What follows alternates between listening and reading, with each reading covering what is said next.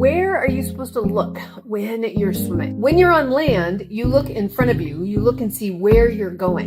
So a lot of beginner swimmers, they tend to look at the wall. They look in front of them. Where we're supposed to look is down at the floor. That's why there's lines on the bottom of a pool. When I come into the wall, if I'm looking at the wall, it's going to put my body more towards vertical.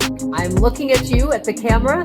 My body is in a vertical position. When I look at the floor, my body goes into a horizontal position. Even if you're not as floaty as I am, even if some of your body is drooping down, you're lining up and you're telling your whole body which direction to go. So if I want to get to a wall or I want to get to a direction, I'm going to take the top of my head and point that to where I'm going. Then the whole rest of my body naturally flows in the direction of where the top of my head is pointing. One of the biggest mistakes that new swimmers make is as they're coming in and swimming into the wall, they've been looking down at the floor, but when they come in close, they start looking up, which puts the brakes on. It means you're going slower in these last 2 feet. And if you're using the wall thinking, I need to get to the wall for air, and you look up at the wall, you've just slowed your progress down. Moving through the water in a vertical position is much harder than in a horizontal position. It's okay to overdo it.